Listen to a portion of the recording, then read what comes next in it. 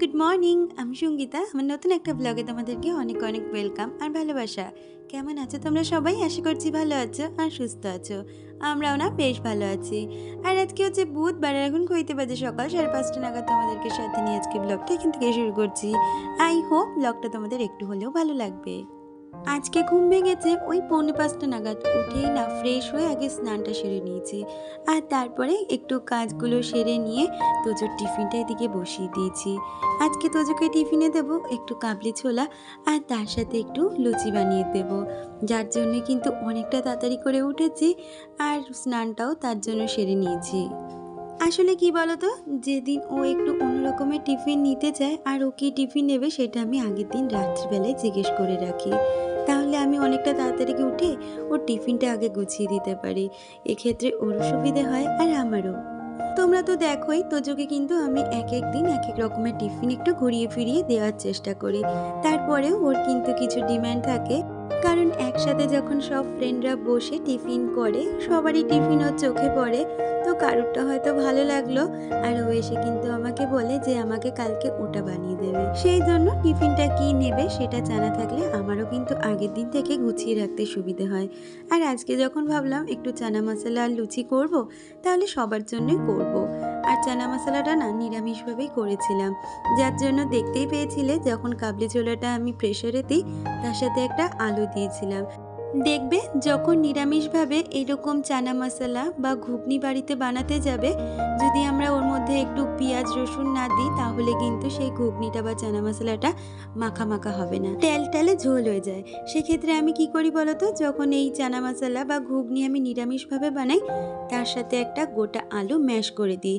এতে কিন্তু তরকারিটা বেশ ঘন হয় আর খেতেও বেশ ভালোই লাগে। ওইদিকে তোজো বেরিয়ে গেছে স্কুলে, আর এদিকে আমি চেঞ্জ করে পুজোটা দিয়ে নিয়েছিলাম, আর তারপর এদিকে বিছানাটা গুছিয়ে নিচ্ছি। এই চাদরটা তো তোমরা দেখেছিলে, মা আমাকে ষষ্ঠীতে দিয়েছিল। তবে ভেবেছিলাম কি বলতো, কাজের মধ্যেই বাঁধবো, কিন্তু কি বলতো কাজের মধ্যে আর পাতিনি। একেই তো সাদা চাদর, আর বাড়িতে না অনেক বাচ্চা কাচ্চা ছিল, আর সব সময় যেহেতু এই খাটের ওপরেই সবাই ছিল, তাই জন্য ভয়তে আর এই সাদা চাদরটা আমি তখন পাতিনি। তখন অন্য একটা চাদর পেতেছিলাম, তাই ভাবলাম আজকে কাজের থেকে অনেকটা দিন পেরিয়ে গেছে, আজকে এই চাদরটা একটু পাতা যাক। কেমন লাগছে বন্ধুরা আজকে আমার বিছানাটা, অবশ্যই কমেন্টে তোমরা জানিও। বিছানাটার সাথে সাথে আমার এই বেডসাইড টেবিলটাকেও একটু সুন্দরভাবে ঝেড়ে গুছিয়ে নিলাম, আর তারপরে না রান্নাঘরে চলে যাব। আজকে তাড়াতাড়ি রান্না সারবো, কারণ আজকে করব আমার কিচেনটা ক্লিনিং। আজকে আর হাজবেন্ড না বাজারে যায়নি, পাড়াতে যেই মাছওয়ালাগুলো আসে তার কাছ থেকে আজকে মাছ নেওয়া হয়েছিল। আজকে আমার হাজবেন্ড নিয়েছিল লোটে মাছ। লোটে মাছটা খেতে না আমরা বেশ ভালোবাসি, তবে তোজো খেতে পারে না, যেহেতু কাঁটা থাকে সেই জন্য। আর আজকে তো বাজার থেকে মাছ আনিনি, পাড়া থেকে মাছ এনেছে, তারা তো আর মাছ কেটে দেয় না, তাই অগত্যা আজকে আমাকে মাছটা নিজেকেই কেটে নিতে হচ্ছে। ওদিকে মাছটা কেটে আমি ধুয়ে রেখেছি, আর এইদিকে মশলাগুলো করে নিচ্ছি। আজকে না লোটে মাছটা একদম মাখিয়ে বসাবো, যেমন মাংস করি সেইভাবে। সেই জন্য এই হ্যান্ড ব্লেন্ডার মধ্যে আমি আদা রসুন আর কাঁচা লঙ্কাটাকে একটু গ্রেট করে নিচ্ছি। আর এইভাবে যদি লোটে মাছের মধ্যে গ্রেট করা মশলা দেওয়া হয়, তাতে কিন্তু লোটে মাছটা খেতে খুব দুর্দান্ত লাগে। আর খেতে খেতে মুখে একটু আদা লঙ্কা বাতে, সেটা কিন্তু আরও বেশি ভালো লাগে। যেমনটা বললাম তোমাদের, আজকে সমস্ত মশলা একসাথে মাখিয়ে নিয়ে আমি লোটে মাছটা বসাবো। আর এইভাবে লোটে মাছ কারা খেয়েছো অবশ্যই জানিও, যারা খাওনি তারা নিশ্চয়ই একদিন এইভাবে ট্রাই করো, দেখবে খুব ভালো লাগে। লোটে মাছটা মাখিয়ে রেখে হাজবেন্ডকে ওদিকে খেতে দিয়ে এসেছি, আর এদিকে দুটো গ্যাসে তাড়াতাড়ি করে দুটো রান্না বসিয়ে দিয়েছি। আজকে এরকম লোটে মাছই হবে, আর তার সাথে ভাত। আর তোজোর জন্য না ডিম বানিয়েছিলাম, কারণ ও তো লোটে মাছটা খেতে পারে না, তো সেই জন্য। তবে আজকে আর ডিমের রেসিপি তোমাদের সাথে শেয়ার করা হয়নি, অনেক তাড়াহুড়ো করে সমস্ত রান্না সেরেছি, যেহেতু আজকে কিচেনটা ডিপ ক্লিনিং করব। তোমরা তো জানোই আমার এই কিচেনটাকে প্রতি সপ্তাহে কিন্তু আমি ক্লিনিং করি। ডিপ ক্লিনিং না করি তার থেকে হয়তো একটু কম করি, তবে ক্লিনিং আমি প্রতি সপ্তাহে করি। তবে এবারে কি বলতো, কিছুদিন আগে যেহেতু কাজ গেছে, প্রচুর রান্নাবান্না পড়েছে, আর তেল চিটে তো পড়েছে এদিক ওদিক, তাই আজকে না রান্নাঘরটাকে ডিপ ক্লিনিংই করব। তাই জন্য সবার আগে জানলাটা পরিষ্কার করব, কারণ রান্নার তেল চিটেটা না আগে জানলায় গিয়ে পড়ে। আর তোমাদের তো আগের দিনই জানিয়েছি এখন রেগুলার ক্লিনিংয়ের সাথে কিন্তু আমি এই জানলার ক্লিনিংটাও প্রতি সপ্তাহে করি। তাতে কি বলতো, ওই জানলাটা আর তেল চিটে পড়ে না। তোমরা অনেকেই আছো আমার এই টিনের ছোট্ট রান্নাঘরটাকে খুব ভালোবাসা দাও আর খুব ভালো ভালো কথাও বলো। আর কি বলতো, আমার এই রান্নাঘরটা যেমনই হোক না কেন, আমি কিন্তু ধীরে ধীরে নিজের ছোট ছোট স্বপ্নগুলোকে এই রান্নাঘরের মধ্যে পূরণ করার চেষ্টা করছি। তাই জন্য ঘরবাড়ির সাথে কিন্তু আমি রান্নাঘরটাকেও প্রতি সপ্তাহে একদিন করে ক্লিনিং করি। আর দেখবে আমাদের যে ঘরগুলো থাকে সেগুলো হয়তো ডাস্টিং ক্লিনিং করলেই প্রতিদিন পরিষ্কার হয়ে যায়, তবে রান্নাঘরটা এমন একটা জায়গা যেটাকে প্রতি সপ্তাহে যদি একবার একটু সময় দিয়ে পরিষ্কার না করা হয়, তাহলে কিন্তু রান্নাঘরটা ধীরে ধীরে প্রচণ্ডই নোংরা হয়ে যায়। সেই জন্য আমি তো চেষ্টা করি প্রতি সপ্তাহে করে একদিন এই রান্নাঘরটাকে একটু ভালো করে পরিষ্কার করার, যেহেতু রান্নাঘরটা আমাদের সব থেকে বিজিয়েস্ট প্লেস।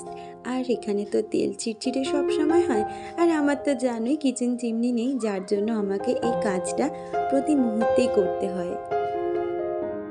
মধ্যবিত্ত ঘরে বিয়ে হয়েও কিন্তু আমি এই ছোট্ট রান্নাঘরটাকে অনেকটা স্বপ্ন আর অনেকটা আশা নিয়ে ধীরে ধীরে গড়ে তুলছি। তবে সবসময় যে সব কিছু কিনে আমাদের রান্নাঘর বা আমাদের ঘরবাড়ি গুছাতে হয় সেটা কিন্তু কখনোই নয়।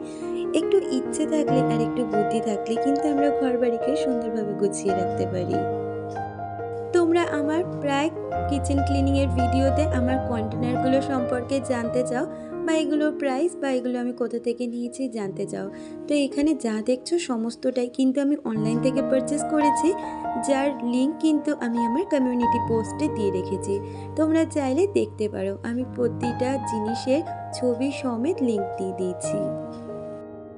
আর আমার এই রান্নাঘরে ছোট ছোট শখের জিনিসগুলো আমার কিন্তু পূরণ করতে অনেকটাই কষ্ট হয়েছে।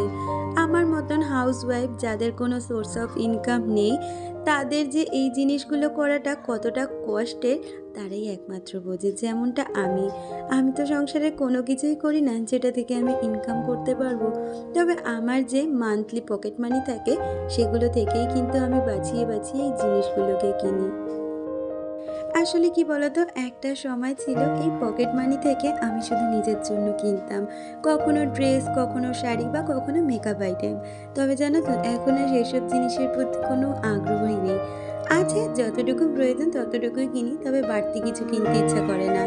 এখন সেই পকেট মানি থেকে আমি শুধু আমার সংসারটাকে আর আমার এই স্বাদের ছোট্ট রান্নাঘরটাকে সাজানোর জন্য অনেক কিছু কিনতে ইচ্ছা করে, আর সেগুলো থেকেই কিন্তু কিনি বলতে পারো।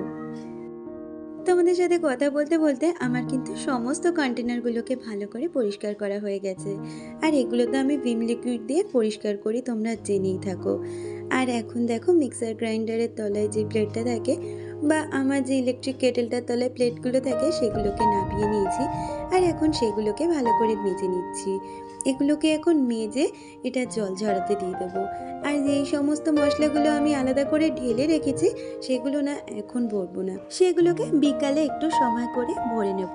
কারণ কি বলতো, এখন তো এই কন্টেনারগুলো ভেজা থাকবে, সেই কারণে বিকাল অবধি এগুলোর কিন্তু জল ঝরে যাবে, তাই এগুলো বিকালবেলা করেই ভরবো। আর এই মাঝামাঝি করা বা মোছামুছির কাজটা আমি এই বেলাতেই পরিষ্কার করে নিচ্ছি। আর এদিকে দেখো, বেসিনটাকেও ভালো করে পরিষ্কার করে মেজে নিচ্ছি। এখনো পর্যন্ত যারা আমার আজকের ভিডিওটার সাথে রয়েছে, আমার আজকের ভিডিওটা তোমাদের যদি কিছু ভালো লেগে থাকে প্লিজ একটা লাইক কমেন্ট করে দিয়ে যাও। আর আমার চ্যানেলের নতুন বন্ধু হয়ে থাকলে চ্যানেলটা সাবস্ক্রাইব করে আমার পাশে থেকো। আর এই নিচের কাউন্টারটা যেখানে আমার এই কাচের বাসনগুলো থাকে বা ডিনার সেটগুলো, সেগুলোকেও একটু মুছে পরিষ্কার করে নিচ্ছি। আর এই কদিনের অনুষ্ঠানে এগুলো না একটু উলটপালট হয়েছে, তাই সুন্দরভাবে অর্গানাইজ করে জায়গা মতন রেখে দিচ্ছি। আর আমার যে এই সেলফটা দেখো, এইখানে যে বাসনপত্রগুলো রয়েছে এগুলো কিন্তু কোনোটাই কেনা না। এগুলো আমার দীর্ঘ 9 বছরের বাসন, মানে সমস্তটাই আমি বিয়েতে পেয়েছি বলতে পারো। শুধু এই কাচের কাপগুলো, এটা 3 বছর হয়েছে, এটা এক ভাইফোঁটাতে আমার হাজবেন্ডকে তার বোন দিয়েছিল।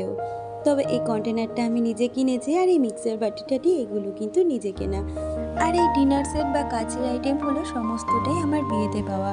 9 বছর ধরে যত্ন করে এখনও কিন্তু ভালো রয়েছে জিনিসগুলো।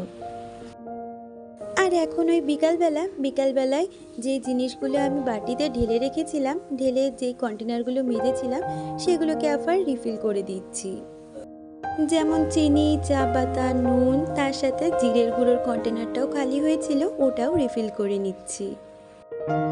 জানো তো, আজকে দুপুরবেলা বসে বসে আমি কয়েকটা ডিআইওয়াই এর কাজ করেছি, যেটা আমার কিচেনকে আরও সুন্দরভাবে করে তুলবে। তো সেটাও তোমাদের সাথে শেয়ার করব। আগে কন্টেনারগুলোকে রিফিল করে নিই। আসলে কি বলতো, আমাদের ঘরবাড়ি যেমনই হোক না কেন, আমরা যদি সেটাকে একটু ভালোবাসার সাথে যত্ন দিয়ে গুছিয়ে রাখতে পারি, তাহলে কিন্তু একটা ভাঙা বাড়িও রাজপ্রাসাদে পরিণত হয়।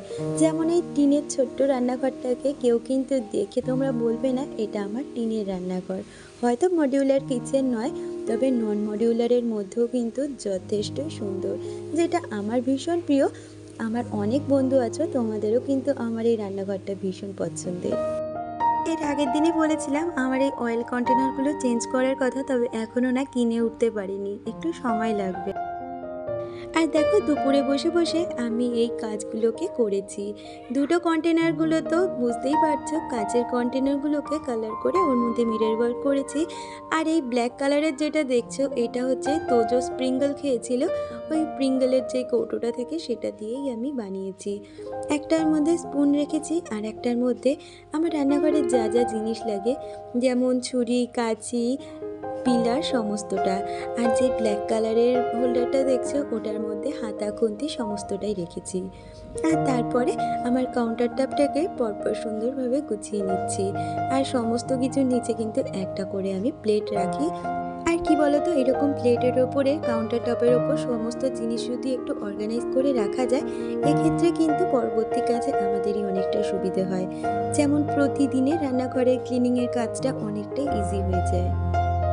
দেখো, আমার রান্নাঘরটা সকালের দিকে ক্লিনিংয়ের কাজ হয়ে গেছে, আর বিকালের দিকে সুন্দরভাবে অর্গানাইজ করে নিয়েছি। তাহলে চলো আমার ছোট্ট রান্নাঘরটা তোমাদের একটু ঘুরে দেখাই।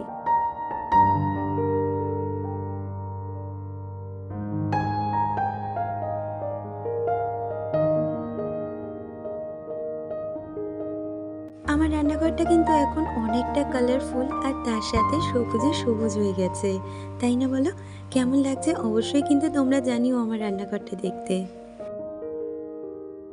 তাহলে বন্ধুরা, আজকের ভিডিওটা এই পর্যন্তই রাখছি। দেখা হচ্ছে পরবর্তী ভিডিওর সাথে। ততক্ষণ তোমরা খুব ভালো থেকো, সুস্থ থেকো, পরিবারকে নিয়ে সুখে থেকো।